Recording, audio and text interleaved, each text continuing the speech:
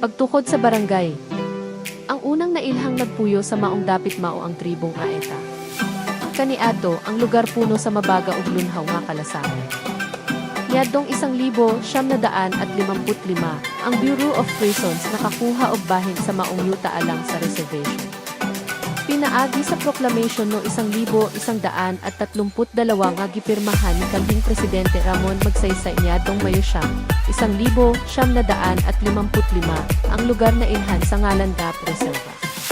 Niadtong 1967 ubos sa pagpangulo ni kanhing Municipal Mayor Hon. Anisito de Solis, ang lugar giablihan alang sa mga maninirahan pinaagi sa Ministry of Agrarian Reform, GIS. Tungod kay kadaghanan sa mga mipuyo gikan sa Kabisayan, gitawag ang lugar nga New Visayas. Ang nagunang panginabuhian sa mga lumulupyo mao ang pagpananom og mais og humay nga gihimo sa mga Cebuano, Ilonggo, Leyteno ug ibatan gikan sa Batanes. Sa wala pa kini mahimong opisyal nga barangay, nailhan kini isip Purok 17 nga kabahin sa Barangay Tibalog, poblasyon, niadtong 1974. Ang pulong nga, Purok, gigamit sa panahon sa administrasyon ni Presidente Ferdinand E. Marcos. Tungod sa padayon nga pagdagsa sa mga lumulupyo, ang Purok 17 nahimong usa ka sitio. Ang unang nangulo ni ini mao si Ini Quirico Jugar, uban sa iyang sekretarya nga si Irene Garilva, hangtod nga nahimo kini nga regular nga barangay. Sa nagkadako ang populasyon ug nag-uswag ang komunidad, nakita ang panginahanglan sa usa ka bulag nga lokal nga panggamhanan. Busa, pinaagi sa Provincial Ordinance No. 005, nga gipetsahan Hulyo 8, 1987, ubos sa pagpangulo ni Gobernador Hon. Prospero de Amatong ug sa suporta ni Hon. Alfonso E. Escalona, miyembro sa Provincial Board niadtong panahona, opisyal nga natukod og giila ang barangay New Visayas isip usa ka regular nga barangay sa munisipyo sa Santo Tomas, Davao del Norte. Niadtong 1989, ang unang nangulo sa barangay mao si Il Hermogenes E. Jugar, nga gitudlo isip barangay captain ni Hon.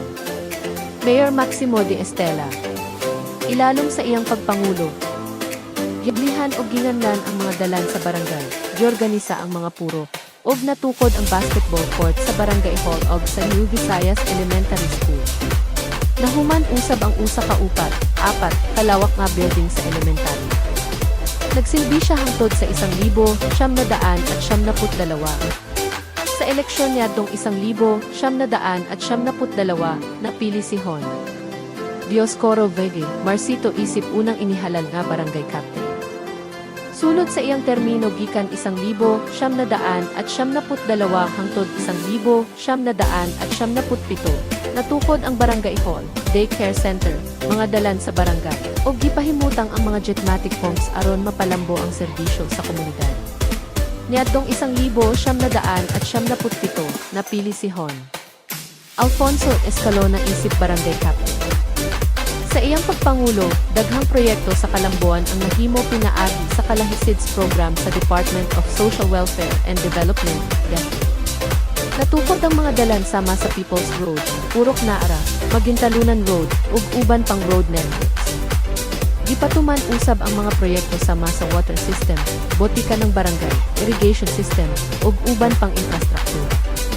Nagsilbi siya sulod sa duha ka sunod-sunod nga termino gikan 1977 hangtod Nobyembre 30, 2007. Sa eleksyon niadtong 2007, napili pag-usab si Hon. Hermogenes G. Jugar isip barangay captain.